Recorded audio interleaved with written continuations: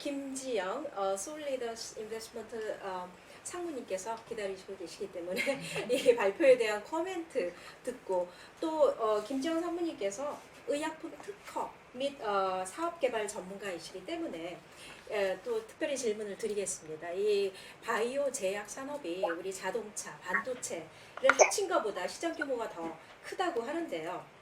우리나라도 강국이긴 강국이죠. 근데 복제약 강국이죠. 그래서 유망한 미래 산업인 것은 분명한데 아직까지 글로벌 시장에서 우리 제약 기업들이 차지하는 비중은 한 2% 남짓 한 것으로 제가 알고 있습니다. 그리고 그 신약 개발 경험은 더더욱 부재하고요. 그래서 상무님께서 보시는 우리나라 바이오 제약 산업의 그 현 주소 그리고 또 앞으로의 전망은 어떻게 보시는지 궁금합니다. 그 허윤정 의원님께서도 이 분야의 전문가이시기 때문에 또 추가로 코멘트 해주시면 감사하겠습니다. 네, 안녕하세요. 그 솔리더스 인베스트먼트의 김지영이라고 합니다. 그 앞에 전병규 교수님의 그 발제부터 두 분의 좋은 말씀 잘 들었고요. 그 저도 얘기를 듣다 보니까 그나마 지금 어쨌든 사회적 거리두기를 굉장히 강화하다가 이렇게 완화되고 어느 정도 그래도 사람들이 여유를 찾을 수 있게 된 게 국민, 의료진, 정부 이렇게 각각의 영역에서 다 유기적으로 각자의 역할을 잘 해내서 이런 성과가 있게 된 것 같고요. 그리고 말씀하신 대로 이제 지금의 상황이 어떤 치료제나 백신이 개발돼서 상황이 완전하게 해결된 상황이 아니기 때문에 그때까지 우리가 이제 앞으로는 어떤 일을 하면서 이 상황을 잘 타개해 나갈 것인지 좀 생각해 봐야 하는 시점인 것 같습니다. 그래서 저는 앞에서 좋은 말씀 많이 해주셨으니까 어떤 제 개인적인 경험 그리고 제가 산업계에서 이제 느꼈던 상황들 위주로 좀 코멘트를 하려고 하는데요. 사실 이제 사회적 거리두기가 많이 완화되면서 저도 이번 주부터 그 운동시설에 가서 운동을 하기 시작했는데 사실 마스크를 쓰고 운동을 한다는 게 굉장히 불편하고 덥고 힘들더라고요. 그래도 이제 아직 얼마 되지 않아서 마스크 쓰고 이제 다들 운동하시고 이렇게는 하지만 그게 이게 시간이 지나면 계속 지켜질까 이런 생각도 들고 실제적으로 제가 요즘에 거리를 다녀봐도 마스크를 예전보다는 조금 덜 쓰고 다니시기도 하고 그리고 지하철이나 이런 대중교통의 경우에 출퇴근 시간에 사실 사회적 거리두기를 한다는 것이 실질적으로 별로 이렇게 조금 행해지기 어려운 그런 상황인 것 같습니다. 그렇다면 과연 우리가 계속 이런 감염에 대한 위험이 존재하고 있는 상황에서 어떤 부분이 있을까 이제 저는 좀 생각을 해보면 아까 앞에서도 이제 진단이나 감시 시스템에 대한 말씀을 해주셨는데요. 그 부분에 대해서 저는 한 가지 코멘트를 하고 싶습니다.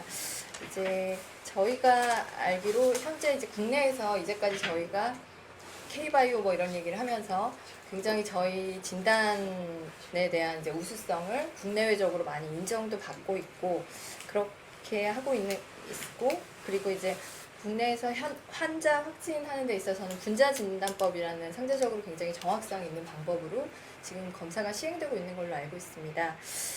그렇지만 이제 어떤 기사나 이런 걸 통해서 보면 무증상이나 경증 감염자 같은 경우 추적에도 어려운 부분이 좀 있고 그리고 모든 검사 방법이 사실 100%라고 말할 수는 없기 때문에 이제 저희가 이런 상황에서 어떤 진단 검사에 대한 부분도 좀 더 정밀해지고 좀 더 이제 촘촘해져야 하는 게 아닌가라고 생각을 하고 있습니다.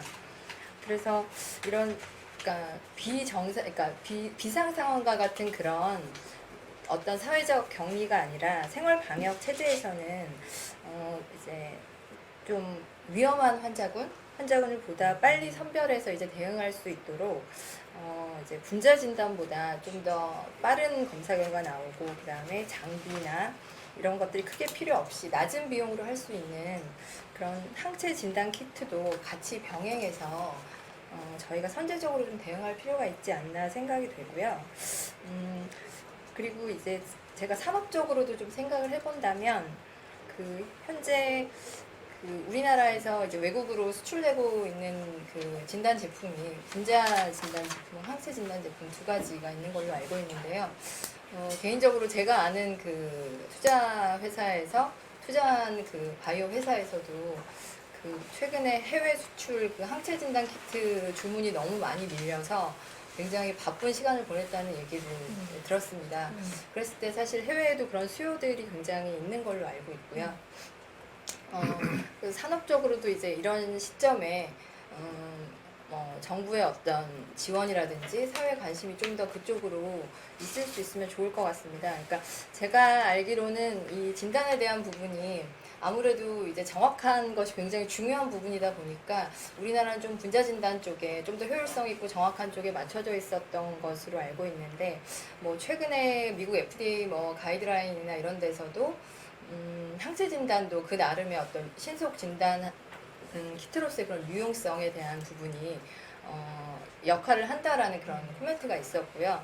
그리고 요즘에 그 혈장 이용해서 치료하는 방법 관련해서 실제 그 혈장 치료법에 대한 선별을 위해서 이제 검사하기 위해서는 항체 진단 키트가 또 유용한 수단이 될 수도 있다 이런 부분이 있어서 그런 부분에도 저희가 좀 관심을 갖고 실제적으로 앞으로 이제 어떤 말씀하신 대로 어떤 시스템화 하는 데 있어서 이런 진단하는 그 시스템에 있어서도 그 정확한 어떤 그런 환자 확진을 하는 그 분자 진단 시스템과 그리고 이제 빠르고 좀 신속하게 그리고 많은 이제 위험군을 이제 체크해낼 수 있는 그런 항체 진단 시스템 이렇게 투 트랙으로 이 시스템을 정비를 해서 생활 속에서 이제 잠재해 있는 그런 위험군 선별에 좀 도움을 받는 게 좋지 않을까라는 생각을 하고 있습니다. 그리고 아까 이제 오늘 말씀하신 대로 그 의약품 관련해서는 그러니까 그 2%밖에 이제 되지 않는다. 그리고 이제 복제약 이런 말씀하셨는데 사실 그 부분은 제 생각에는 이제 국내 어떤 제네릭 의약품이 좀 다수를 차지하고 있는 그런 상황에서 뭐 말씀이라고 생각은 되는데요. 우리가 크게 이제 바이오 제약 업계를 크게 본다면 사실 몇 년 전만 하더라도 그냥 전통적인 제약회사를 대상으로 하는 것이 일반적이었지만 제 생각에 지금은 그 벤처회사를 중심으로 약간 그런 바이오 생태계가 굉장히 커져 있다고 생각이 되고요. 실질적으로 뭐 이전에는 당연히 그 외국계 제약회사를 이제 필두로 해서 그쪽에서 나온 신약들이 굉장히 많이 있었지만 지금은 뭐 바이오 벤처 회사에서도 국내 바이오 벤처에서도 신약 개발을 많이 하고 있고 그런 회사들의 제품을 뭐 해외 유수한 제약사에서 이제 라이센싱 인해서 가는 케이스도 많이 생기고 있어서 제 생각에는 그런 생태계나 그런 자원들이 굉장히 넓어지고 있는 상황이기 때문에 현재는 조금 그렇게 협소해 보일 수 있는 상황이지만 지금 계속해서 성장하고 발전해 가고 있는 상황이라고 생각이 되고요. 그런 차원에서 지금 이런 코로나 상황에서 저는 그 개인적으로는 이제까지는 벤처 회사 중에서도 이제 신약을 개발하는 회사들이 사실 굉장히 조명을 많이 받고 상대적으로 이런 진단 쪽을 하는 회사는 좀 별로 관심을 받지 못하는 그런 상황이 있었다고 생각이 됩니다. 그래서 이런 감염 상황이 굉장히 안타까운 상황이긴 하지만 이거를 타개해가는 과정에서 이제 진단 회사들도 좀 더 많이 성장하고 발전할 수 있는 그런 계기가 되었으면 하는 생각이 있습니다. 네, 이상입니다.